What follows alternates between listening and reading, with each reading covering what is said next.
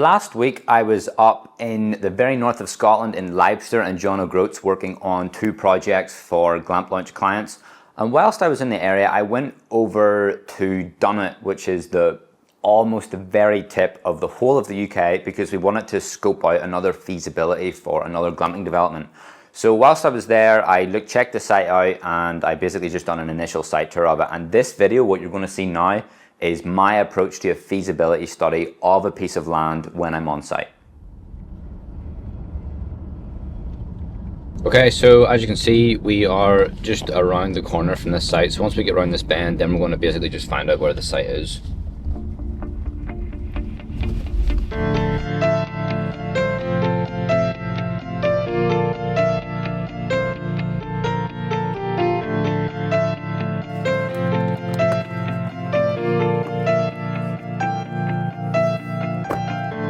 We are at our second site in John O Groats, and we're just going to review this one whilst we're here.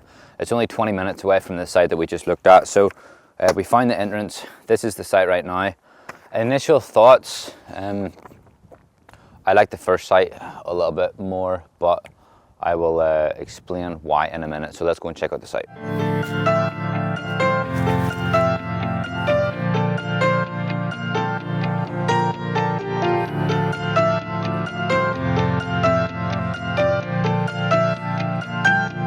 I sold the ground to a firm from Dalkeith last year, and they're going putting glamping pods up in there, 3 of them, but we've heard nothing since. Yeah, well, I'm here to take a look at it, Swan, but there's nothing confirmed as of yet. We haven't bought anything, and we're here on behalf of our client, so we're here as an agent. Oh, right, yeah, that's okay. I just wonder, because we thought nothing's happened, like, we thought they'd be starting in the spring and ready for opening up later on, like.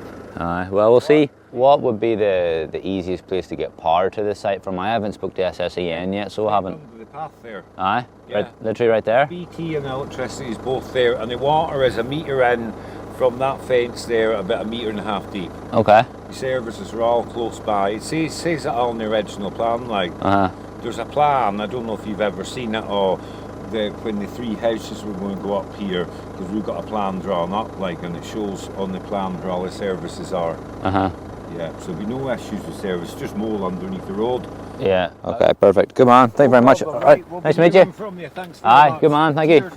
Cheers. Cheers.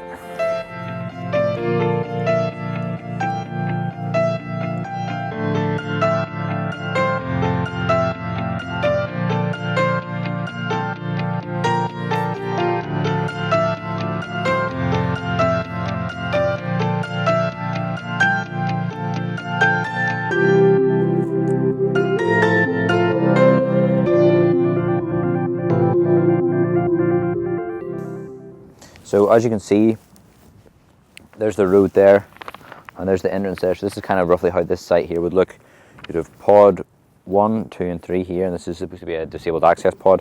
But this site here's got a communal area here with a fireplace, a sauna, and a library. I've never seen a glamping site with a library before, so I don't know why that was put on the drawings. We probably wouldn't do that because it's a bit strange, but we'll see what happens. This site's a little bit different in its layout. You'll notice that the thing with this site is that all 3 pods are facing out that way, so that's the view there that all of the pods would have, is this here. Still pretty good view.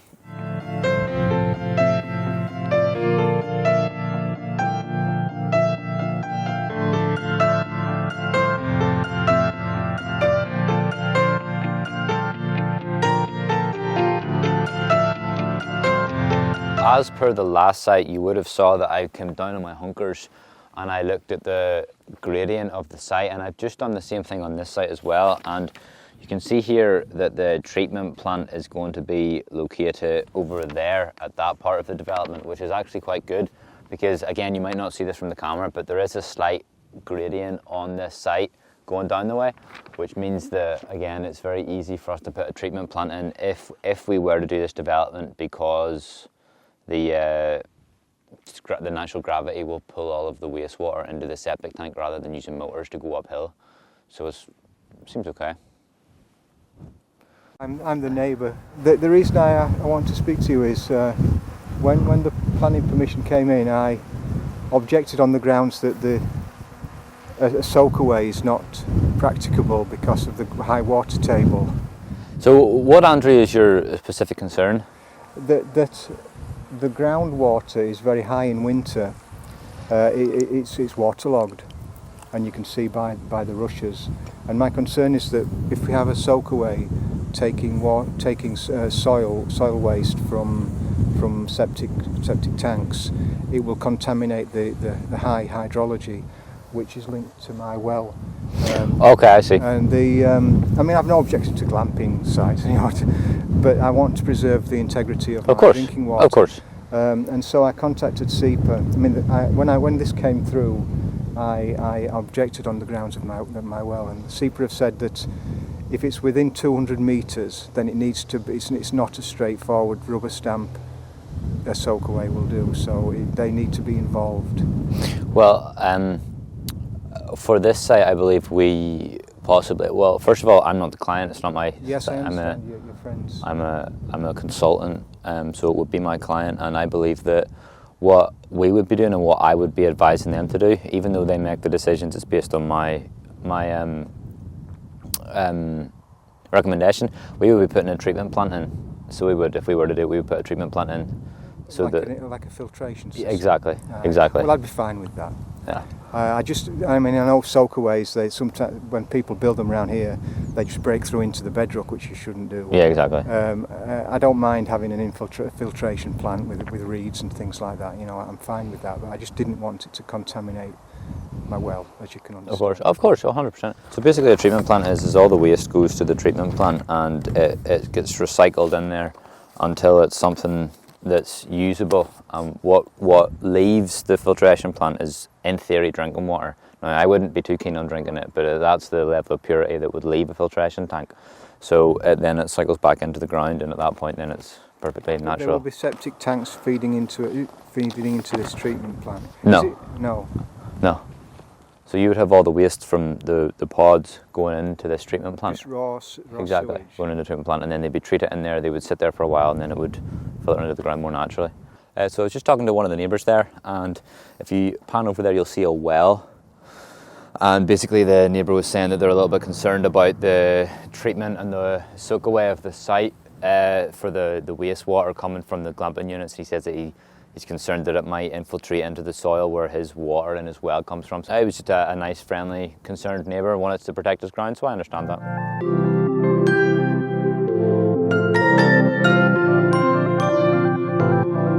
Now that I've came home and I've had a little bit of time to reflect on my site tour, there's a couple of things I would like to share with you in how I kind of analyse a site. The actual piece of land, the physical ground, the soil, the dirt is excellent for a glamping development. And thankfully I met one of the previous owners who used to own the land a long time ago. His name is Sinclair.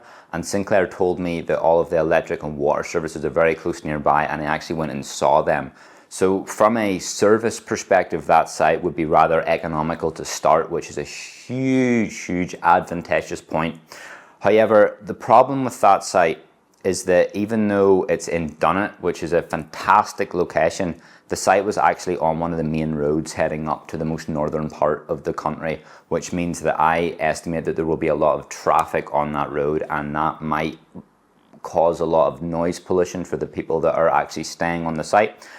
And I think that these are all of the wee small things that most people probably don't realise whenever they're doing an analysis of a glamping site.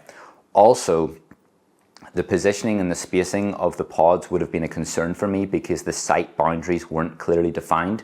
We had the boundary on the right hand side defined and the boundary on the left hand side predefined, but the furthest point of the site, we actually didn't even know where the site ended, which is going to cause a lot of problems, because if someone's procuring and buying land, we need to know what the site boundary is before we actually go in and do a development. Otherwise, we could have massive legal consequences later on down the line. These are some of the things that I personally have the expertise to pick up on whenever I do a site tour. If you're interested in a feasibility study and you want to start a glamping site, contact me, and you should subscribe to our YouTube channel to get lots of valuable pieces of information like this.